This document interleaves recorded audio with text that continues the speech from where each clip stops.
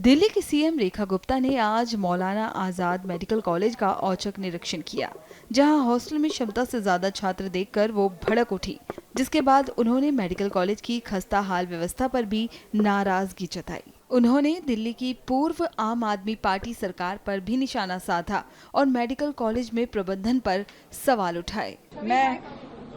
हैरान हूँ पिछली पढ़ी लिखी सरकारों की कर्तव्य निष्ठा पे, यहाँ के हॉस्पिटल एडमिनिस्ट्रेशन पे, कॉलेजेस की, मेडिकल कॉलेजेस की मेंटेनेंस पे कि आज मौलाना आजाद जैसा प्रेस्टीजियस कॉलेज और वहाँ पढ़ने वाले बच्चों की इतनी बुरी स्थिति कि 1966 से 90 के बीच में बने हुए 7 हॉस्टल जिसकी कैपेसिटी मात्र 1200 विद्यार्थियों को रखने की है और वहाँ 3200 के करीब विद्यार्थी रह रहे हों, एक कमरे में 8-8 बेड लगा करके, जहां पे उनको एक अलमारी भी शेयर करनी पड़े और स्टडी टेबल चेयर नाम की कोई चीज ना होना, और उसमें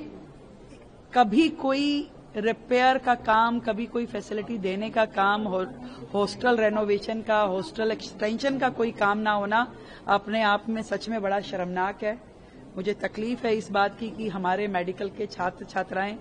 इतनी विपरीत परिस्थितियों में वहां रह रहे हैं। उस प्रेमिसेस में इतना भयंकर एंक्रोचमेंट हुआ है जिसके कारण से उनकी सेफ्टी सिक्योरिटी थ्रेट है, और पहले भी वहां पे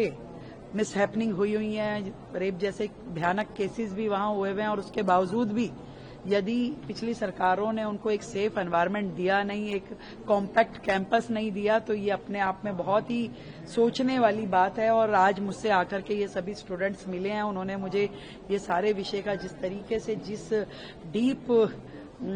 भावनात्मक तरीके से उन्होंने मुझे ये बातें बताई हैं, तो मैं सच में बहुत परेशान हूं इन बच्चों के लिए। और इमीडिएटली सरकार उसमें उन बच्चों को जो फैसिलिटी, जो रिपेयर की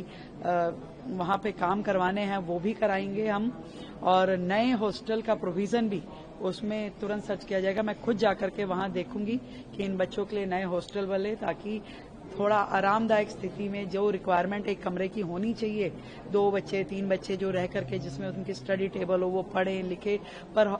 वहाँ का जो माहौल है, जिस तरीके के एंक्रोचमेंट वहाँ है और जो थ्रेट बच्चों के ऊपर लगातार उन मेडिकल स्टूडेंट के ऊपर, उन रेजिडेंट डॉक्टर्स के ऊपर है, वो निश्चित रूप में नहीं होना चाहिए, और उसको सरकार जो है तुरंत संज्ञान लेगी और उन एंक्रोचमेंट्स को हम हटाएंगे।